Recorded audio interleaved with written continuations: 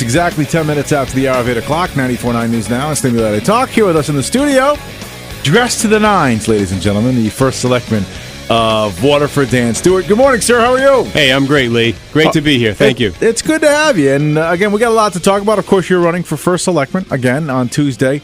Again, I'm sure you want everybody to get out there and cast their vote on Tuesday, but we got a lot of issues to talk about. Absolutely. So I wanted to start with something certainly good, and I got a chance to tour the new Waterford High School maybe like a couple of months ago, 2 or 3 months ago, and I mentioned that I wanted to get a tour, and then the principal reached out to me, and he's very nice, and they gave me like a once around the school, and all I can say is I couldn't be more impressed with what you guys have built over there in Waterford. It really is. It's an amazing structure with all kinds of incredible things inside. We were really pleased, Lee. I mean, part of our whole concept to building that facility was to build into the hillside so we would be able to use some of the hill and not have that area where it was out there before. It used to be on a California style, and when I went to high school there, you could feel the wind coming through the windows. It wasn't exactly a tight facility. Right. And it was only built in the mid-'50s. What year did you go to graduate?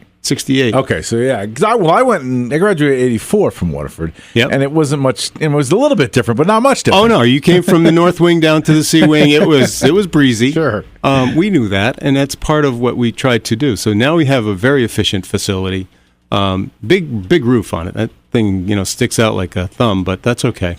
Yeah, because I know you have, it's all geothermal heating, and it's all state-of-the-art stuff, right? Absolutely. You got Promethean boards in the classrooms. We did the debate there the other day, and we had the opportunity to do it in the media room, which is the library. Right. And you're sitting there, and they've got all the tools right there.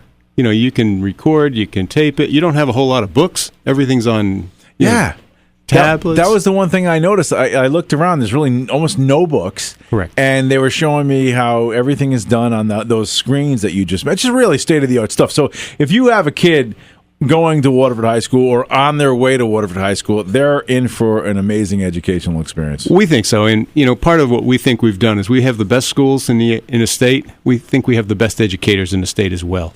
Unfortunately, sometimes the educators get the short end of the stick, but yet I think they are great, and they really work their butt off to make our kids better. Is it what you thought it was going to be, the whole school? I mean, it's a lot of money. Yeah. Oh, it's a huge amount of money. I mean, we invested $190 million total. Right. And the state helped us with that, but we still had to borrow $125 million. How much was the total cost, $190? $190 million for all 5 facilities. Okay, and the state only paid how much? The state paid, they paid 35%. How come in other places they pay a lot? Like in New London, they paid almost 80% of what about 93%. Okay. Not to be exact. All right, thank you. But they're a magnet environment. Okay. That's a different world. Gotcha. And New London's considered a distressed city, so they're going to get more money. Gotcha. We're not considered that because we have a facility called Millstone. Yep. And it tends to lower our return from the state. But on the other hand, we had to borrow that money. We have to pay it back. And that's an expense that our town has decided to incur.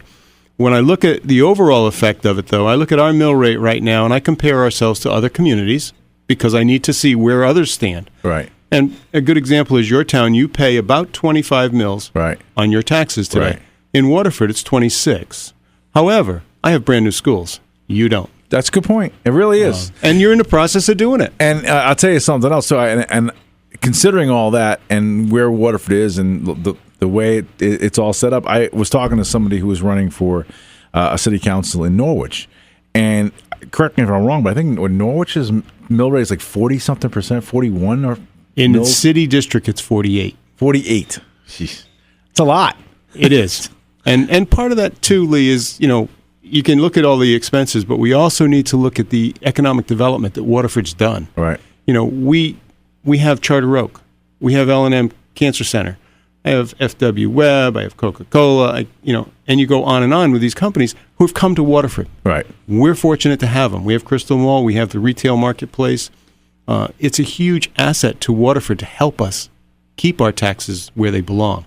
You mentioned Millstone. Again, obviously Millstone foots a lot of the bill and pays a lot of the freight. But part of the debate you had the other day had to do with Millstone moving that nuclear waste. And where does all that stand right now? Well, right now, the federal government has determined that Yucca Mountain is not going to occur. Now, Yucca Mountain, your money and my money has been invested there into the billions of dollars to make that facility prepared for nuclear waste. Thank you, Harry Reid, by the way. Yes, thank you very much.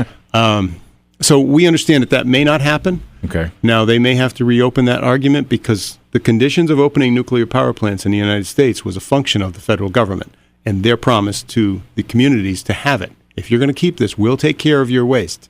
And they have not held that up to that standard. So we expect that to be a recurring event coming forward. There is an opportunity to rehabilitate nuclear fuel, and that was stopped by President Carter, and it has never been revisited. Now, there is a facility down in Tennessee that can do that, but they choose not to. But there's 101 nuclear power plants in the United States that has no place to put their waste. So where is the waste? Is it right there at Waterford? Absolutely. I have what they call dry cast storage, which are units that are just these long cylinders that are encased in lead, concrete, all kinds of stuff. And they're cased right on the property. It's pretty scary. It really is. I mean, is. It's not your. Obviously, it's not a fault of yours, but it's scary that that's there. It's scary, but it's the only alternative you have for placing this. And they are considered safe, and they're probably safer than a lot of other places that they could be. But we really know that we have to get a repository. So we work with the federal government to try and say, could you help us, please?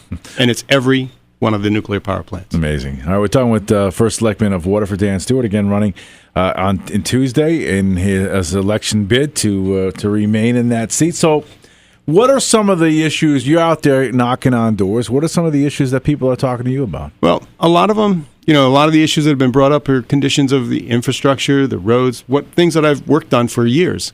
And people look at the roads as a good example. We've tried to take care of the roads over the last 10 years, and we've actually taken care of 31 varied roads within the community. That doesn't mean we've done everything we should have done, but we've done 31 roads, and that's a lot of work. Every year, we do 3-4 roads a year and get those things done. Right. That while doing the schools and while doing everything else, what you don't want to do is say, I'm going to do 20 roads at once and not be able to complete the project. So you have to have the staff to do it, and you have to make sure things get done. Those are important parts of what we do. Right. But we have a capital plan that lays out everything we're going to do for the next 5 years. And it's been consistent. We're going to continue to do this. It's a step-by-step process. It's not, oh, my God, what am I going to do today? So infrastructure's on everybody's mind. How about, is there a goal to bring in, you mentioned Charter Oak and some of the other big businesses that have set up shop. And that, by the way, that Charter Oak building, kudos to them. It's a great facility, man. They did a beautiful job. They really did. Is there any